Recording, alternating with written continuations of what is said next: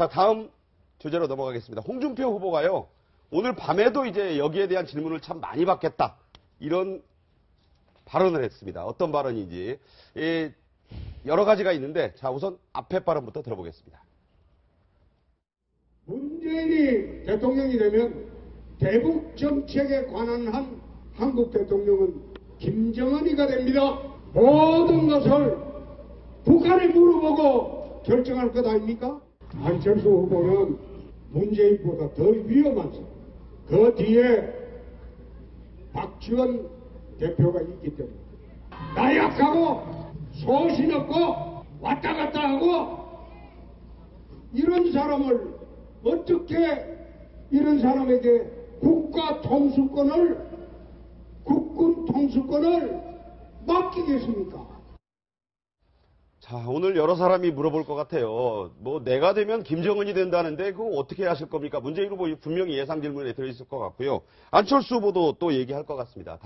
자, 이런 얘기 또 했어요. 여성 단체들이 발끈하고 또 저 논란이 많았습니다. 설거지를 어떻게 하느냐. 하늘이 정해놓은 여자가 하는 걸 남자한테 시키면 안 된다. 절대 안 한다. 하면 안 된다.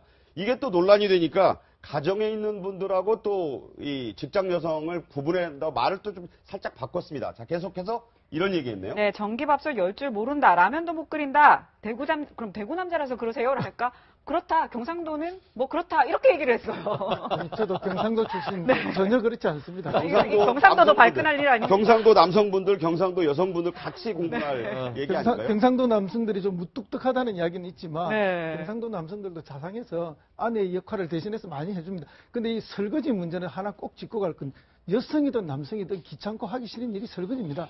그 귀찮고 하기 싫은 일을 해주는 사람, 먼저 나서서 하는 사람, 그런 사람이 진정한 지도자의 길을 가는 거거든요. 아니 근데 절대 안 한다뿐만 아니라 하면 안 된다고까지 얘기해요. 그러니까 이 전통적 사고방식의 남존여비거나 남녀의 역할을 분명하게 정하는 아주 이제 고리타분한 사고방식에 젖어 있는 모습을 보여주는 거죠. 저것은 제가 선거에 나와서 정말 당선이 되고 싶어 하는 사람인지 아닌지 구분이 안 될 정도의 그야말로 막말 중에 막말이라 생각하는데요.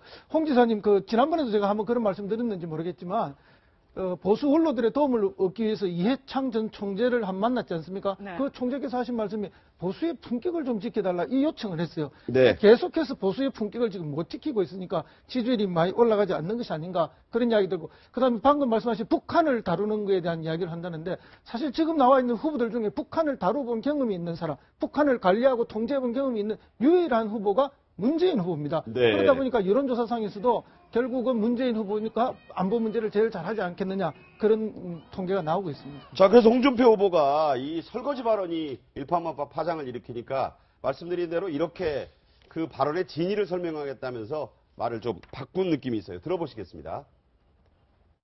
같이 벌면 그거는 별개의 문제예요. 말하자면 같은 그 캐리어 우먼들을 이야기가 아니고 내 집사람은 하우스와이프입니다. 집일만 하는 사람이야. 그런데 내가 이야기하는 거는 집일만 하는 사람을 이야기하는 것이지, 캐리어 우먼 같은 거는 같이 버는데 가사노동을 같이 해야죠. 캐리어 우먼들은 같이 나가서 돈 벌고 돌아와가지고 니만 밥 지으라 그러면 안 되지. 그건 나쁜 놈이지. 네, 해명이 더 큰 논란을 불러일으키지 그런 않겠다 싶은 생각이 케이스가 듭니다. 된 것 같습니다. 네. 자, 다음 주제에 넘어가 보겠습니다. 유승민 후보 뭐 사퇴를 하라는 압력도 받고 당내에서도 어렵고, 지금 선거 정당 보조금을 받았는데 이 뭐 20% 남들의 한 20%로 치러보겠다 하면서 급기야 이런 그 절약형 유세, 띠띠빵빵 스쿠터, 저게 무슨 얘기냐면요, 자전거도 타겠지만 전동 스쿠터, 여러분 보시면 저 조그만 겁니다. 저걸 타고 좀 하겠다. 유세 차량은 17대. 자, 일례로 민주당은 서울에만 52대라고 하거든요.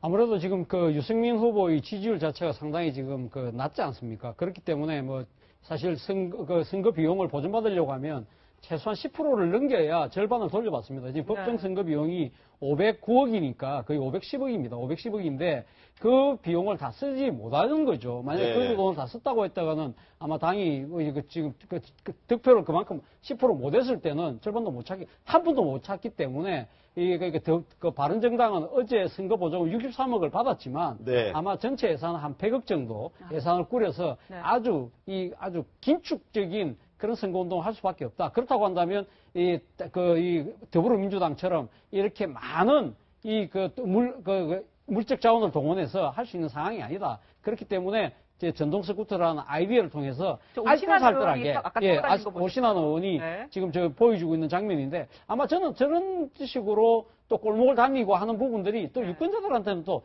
신선하게 또 다가오는 측면도 분명히 또 유권자들을 있지 않을까 바로바로 또 생각이 만나잖아요. 그렇죠.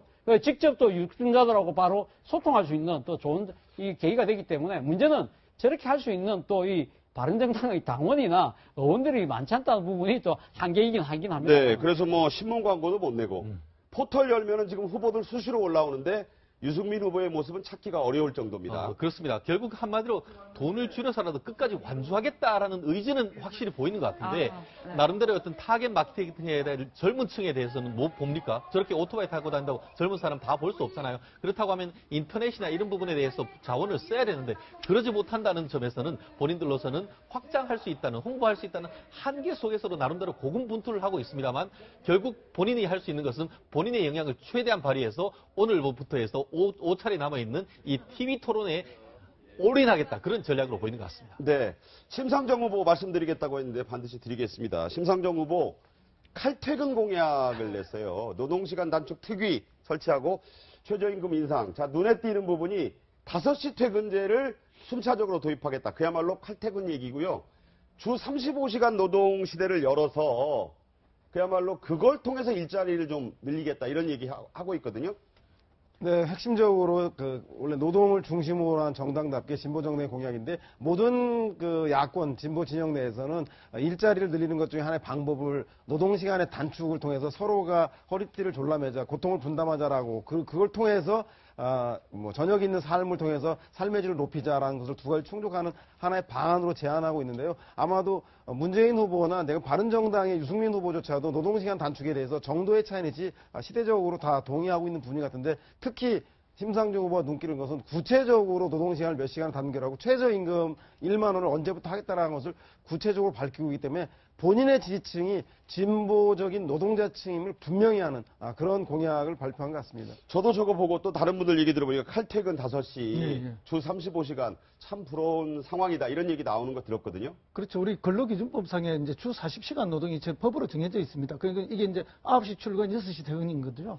그런데 이거는 이제 법적으로 이제 9시 출근, 5시 퇴근, 이건 법을 개정해야만 되는 칼퇴근 법이 되는 거죠. 네. 그래서 법 이야기가 나온 거고요. 이렇게 하면은 결국 일은 있는데 근로시간이 줄어들면 일자리 나누기까지의 효과가 생기고 새로운 일자리 창출까지 되는 그런 법인데 이런 구체적인 내용을 내놓는 것은 역시 이제 진보 후보로서의 특화된 공약, 그리고 진보 세력들로부터의 특화된 지지를 받겠다는 분명한 것이고요. 사실은 이 진보 세력들이 내놓는 공약들이 몇 년 지나면은 보수 정당들이 또 조금씩 받아서 현실화되는 것도 있습니다. 네. 지금 당장은 안 된다 하더라도 시간이 지나면 될 이런 선언적 공약은 아주 좋다고 봅니다. 네. 5명의 후보들 오늘 밤에 이제 서서 원고 없이 한번 또 토론회를 벌일 모양인데 유권자들 현명한 선택이 기다려집니다. 네 분과의 말씀 오늘 여기까지 듣죠. 감사합니다.